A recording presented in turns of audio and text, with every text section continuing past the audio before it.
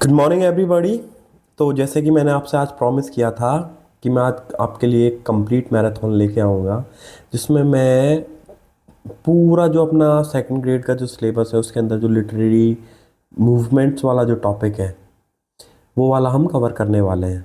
तो हम सबसे पहले कौन कौन से मूवमेंट कवर करने वाले हैं? एक तो रियलिज्म कवर करेंगे हम, ठीक है। एक करेंगे अपन एग्जिस्टेंशियलिज्म। एक करेंगे अपन प्री रेफलाइट ब्रदरहुड। एक करेंगे अपन गॉथिसिज्म, ठीक है। और एक लास्ट में करेंगे अपन एक और मूवमेंट है जो मुझे याद नहीं है, शायद वो भी अपन कवर कर लेंगे, रोमांटिसिज्म, ठीक है। सो बिना समय वेस्ट करते हुए अपना जो सोर्स क्या होगा, एम एच एब्राहम्स की जो किताब आती है वो होगी। नोट्स थोड़े अलग मिलने वाले हैं आपको, और तरीके से समझने की कोशिश करना, थोड़ा दिमाग खुला रखना, चीज़ों को बहुत बेहतर तरीके से समझ पाएंगे।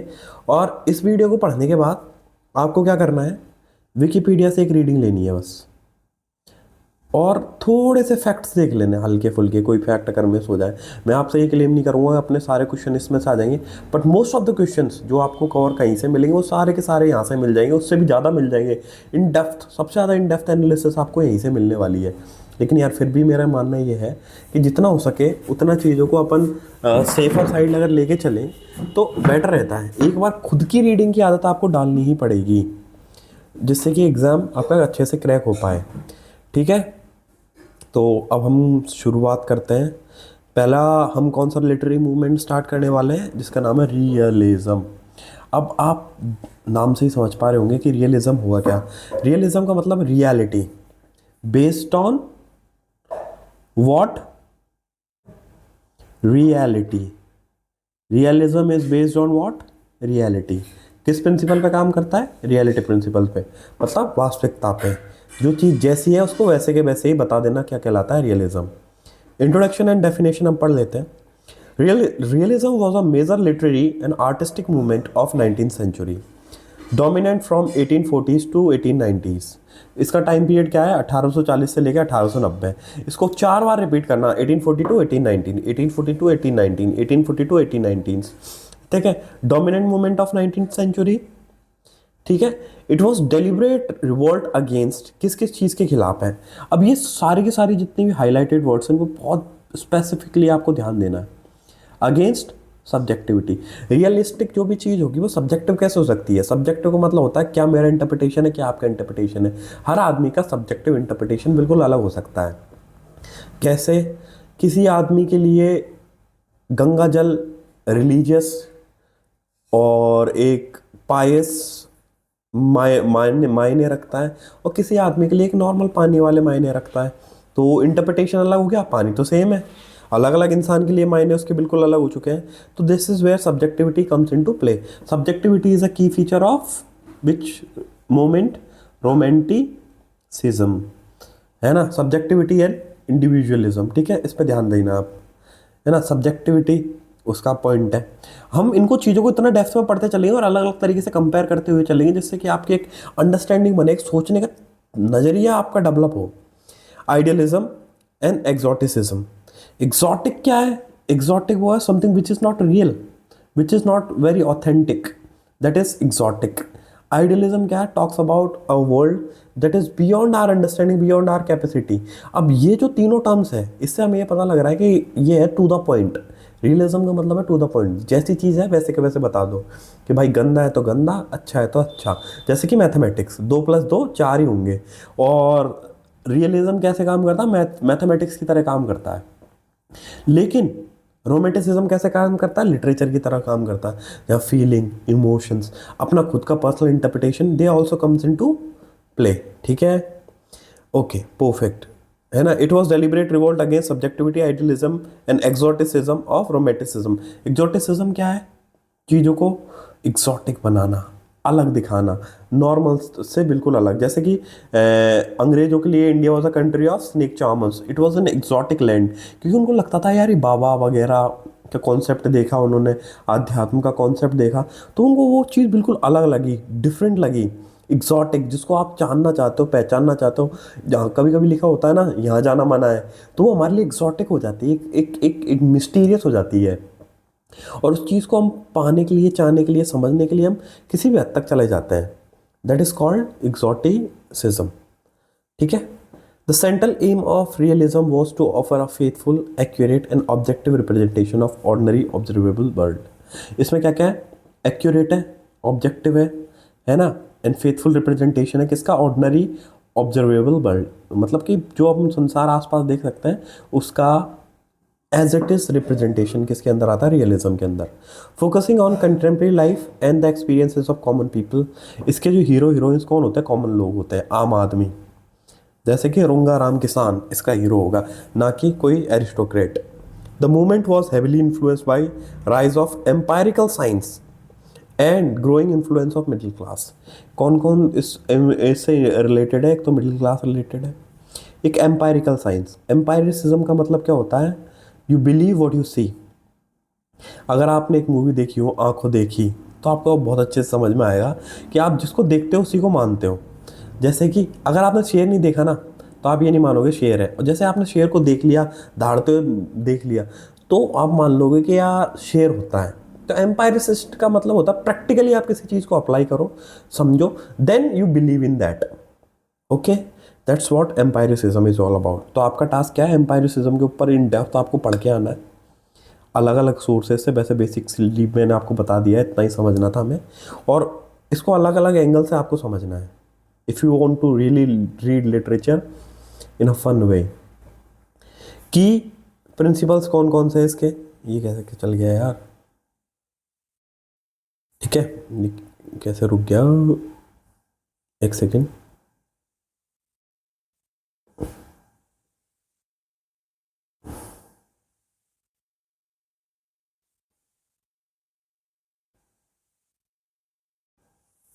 ठीक है, थोड़ा सा प्रॉब्लम आ गई थी।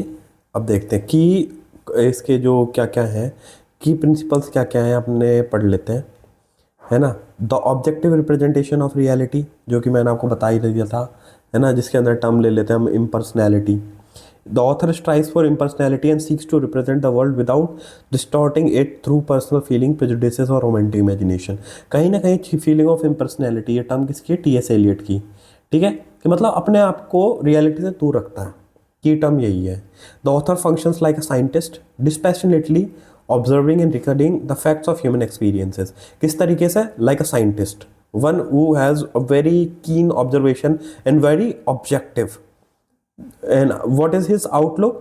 His outlook is not very passionate or intense, but dispassionate one. The focus on contemporary life and society.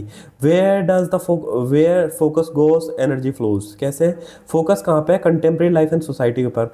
Realists turned away from romantic fascination with historical past. They did not give a damn about past. Past से मतलब नहीं है. The supernatural, they were not very concerned about the supernatural world. And exotic, जो हम पहले भी बता चुके हैं, their subject matter was the here and now, present. क्या था? Present, here and now. They were concerned about what? Here and now. The specific details of their own present day to day society, मतलब day to day life की जो रोजमर्रा का जीवन था उसी को लेके they were very keen. The emphasis on ordinary characters and setting. The protagonists are common, middle class and lower class individual. कौन कौन से होते थे? कॉमन, आम आदमी के, रुंगाराम किसान टाइप लोग, मिडिल क्लास लोग, एंड लोअर क्लास इंडिविजुअल्स, जो कि यहाँ लोअर क्लास जो इंडिविजुअल्स होते हैं वो। नॉट द किंग्स, राजा नहीं, एरिस्टोक्रेट्स नहीं, exceptional heroes of earlier genre, कतई नहीं। Setting are familiar and common place, normal सी सेटिंग होती है, जैसे ड्राइंग रूम, घर का, kitchen, shops, farms and ordinary street. मतलब इनके हीरो कौन होंगे? सुनार होगा, किसान होगा, डॉक्टर होगा, ठीक है ना, और स्कूल टीचर होगा। इस तरीके के हीरो थे। ऐसे नहीं कि एलीट लोगों के बारे में बात नहीं हो रही यहाँ पे। Rejection of idealization and plot convention. Realist reject the neatly structured plot and idealize emotions of romanticism. जो प्लॉट कंस्ट्रक्शन था रोमांटिसिज्म का, दे वर अगेंस्ट दैट. इनका प्लॉट बहुत ज़्यादा आइडियलाइज और एक स्ट्रक्चर्ड प्लॉट नहीं होता था, लाइक एरिस्टोटेलियन प्लॉट जैसा नहीं होता था. Plot are often loose and episodic. कैसा होता था, लूज होता था, which has no structure and episodic, episodes में डिवाइडेड होती थी, पहला एपिसोड, दूसरा, तीसरा, चौथा, mimicking the randomness and complexity of actual experience. तो मतलब इनके नेचर कैसा था, द वे रियलिटी वर्क्स, ठीक है, जैसी ज़िंदगी होती है। अब ज़िंदगी को एक सीक्वेंस में थोड़ी चलती है, life has its own plans. तो उसी तरीके से रोमांटिसिज्म के जो रियलिज्म था, it also works in opposition to romanticism in the way of loose and episodic manner, कि आज कुछ और हो रहा है, कल कुछ और हो रहा है, आज तुम नहा रहे हो, है ना, कल तुमने बहुत सारे प्लान बनाए कि ऐसा ऐसा ऐसा होगा, लेकिन लाइफ के अपने अलग प्लान होते हैं। कभी तुम्हारे प्लान तुम्हारे हिसाब से चल ही नहीं पाते। तुमने सोचा मेरा पेपर वैसा जाना चाहिए, वैसा पेपर नहीं गया, इंटरव्यू वैसा नहीं गया, आपकी वैसी जॉब नहीं लगी, तो you have to make plans impromptu. तो अगर इसके लिए वर्ड यूज़ करा जाए तो कौन सा होगा, इम्प्रॉम्प्ट। इम्प्रॉम्प्ट का मतलब आप मुझे बताओगे, वोकैबुलरी के 4 से 5 सेक्शन जोड़ दिए गए हैं अभी, तो इन चीज़ों को ध्यान रखना है। द एक्सप्लोरेशन ऑफ, ठीक है, उसके बाद life is presented with mundane details, disappointments and open endedness. क्या क्या टर्म्स यूज़ करिए, मंडेन डिटेल्स मतलब डेली रोज़मर्रा की hustle and bustle of daily life. ये टर्म हमने किस में पढ़ी थी, आपको अच्छे से याद होगा, लास्ट लेसन के अंदर, ध्यान रखना, ठीक है। डिसअपॉइंटमेंट्स, रोज़मर्रा के आदमी के दुख, विषाद, एंड ओपन एंडेडनेस, किस तरीके से चीज़ें, life is never closed, it is always open ended, it is open to multiple interpretations and open to subjective और objective experiences। जो experiences आपके लाइफ में होने वाले हैं, that is what life is all about। Exploration of social issues, realist literature often functions as critique of social conditions। they were basically focusing on social conditions, किस चीज़ पे, critique of social conditions, ठीक है, जो समाज में भेदभाव है उनके ऊपर इन्होंने बहुत डिस्कस किया है। It explores the impact of economic class, social mobility, industrialism and the role of women in society. क्या क्या थीम है, इकोनॉमिक क्लास है ना, इकोनॉमिक डिवाइड है between rich and poor, social mobility, किस तरीके से society functions, industrialization how it impacted the people, and role of women, how women were the victims and how women played a significant role in that। The importance of psychological depth and motivation, the characters are portrayed with complex believable inner lives। क्या है इसके अंदर कौन सी depth है, psychological depth है। Their actions are shown to be the result of specific social environment and psychological forces. तो इनके एक्शन किस किस चीज़ों से मोटिवेटेड है, सोशल है, एनवायरमेंटल है, एंड साइकोलॉजिकल चेंजेस, ठीक है। अब आ चुके हैं major realist novels and their contributions. अब यहाँ पे लिटरेचर आ चुकी है। तो फ्रेंच रियलिज्म के कौन कौन थे, ऑनरे दे वॉलजैक। कौन है, Honore de Balzac. His vast series of novels the human comedy. कौन सा वर्क है, ह्यूमन कॉमेडी, इसका एग्जाम्पल है। इसके बारे में हम डिटेल में नहीं जाएंगे, अपन को इतना सा याद रखना है वर्क कौन सा है, ठीक है। वैसे देते जिसकी विच इज ट्रांसलेट एट ला कॉमेडी ह्यूमेन, attempts to present a comprehensive, detailed portrait of all aspects of French society after the Revolution. He is pioneer of painstaking accumulation of environmental and material details, ठीक है, इसके बारे में था। Gustave Flaubert, he is a quintessential realist in his devotion to objective representation and stylistic precision। His novel Madame Bovary is a landmark of movement. Madame Bovary, अगर मैंने graduation final year के अंदर पढ़ा था, बीए ऑनर्स के अंदर, तो अगर आप मदाम बावरी पढ़ोगे तो उसके अंदर एक रियलिस्ट पोर्ट्रेट है किसका, is a landmark of the movement detailing the banal and tragic life of provincial doctor's wife with meticulous and impersonal detail. किसकी, मदाम बावरी की लाइफ है, हर अफेयर्स, हर, क्योंकि she wants to upgrade her standards and की reality hit है इसके अंदर। सैंडल, he defined the novel as a mirror riding along a highway। क्या डेफिनेशन दी है, स्टैंडहल ने क्या डेफिनेशन दी है, a mirror riding along a highway। इसको याद कर लो, ऐसे ऐसे कोटेशंस बार बार पूछ लेती है। वो defined realism as a mirror riding along a highway, Stendhal, ठीक है। Capturing both the beautiful and the muddy, his works like The Red and the Black explore the psychology of his character within a specific social milieu। कौन सा work है इसका, the red and the black. तो आपको इनमें क्या करना है, सिर्फ वर्क्स याद रखने हैं।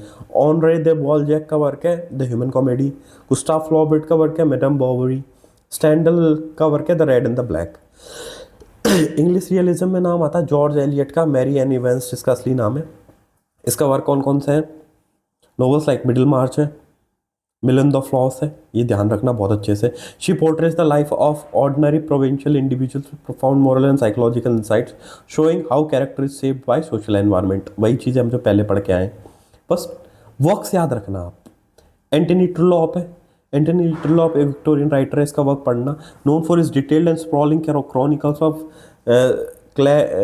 सेलेरिकल and political life in series like chronicles of Barsetshire. कौन सा वर्ड क्या है इसका? क्रॉनिकल्स ऑफ वार्सेटशायर, है ना। तो वार्सेटशायर सीरीज किसने लिखी है? एंटनी ट्रुलॉप ने। विलियम डी नोवेल्स का वर्क है as an American critic and novelist, he was a chief advocate for realism championing the faithful treatment of common place material. ठीक है, अमेरिकन रियलिज्म के अंदर आएगा मार्क ट्वेन, जिसका work है adventures of Huckleberry Finn. Henry James pushed realism towards deeper focus on inner consciousness of his character. His novels are intense psychological studies of individual navigating complex social and moral situation. ठीक है, तो ये हमने terms बता दी। अब realism versus naturalism which is not very important, लेकिन last में है ना मैं आपको फिर भी बता देता हूँ, है ना, ये लास्ट में इसकी समरी।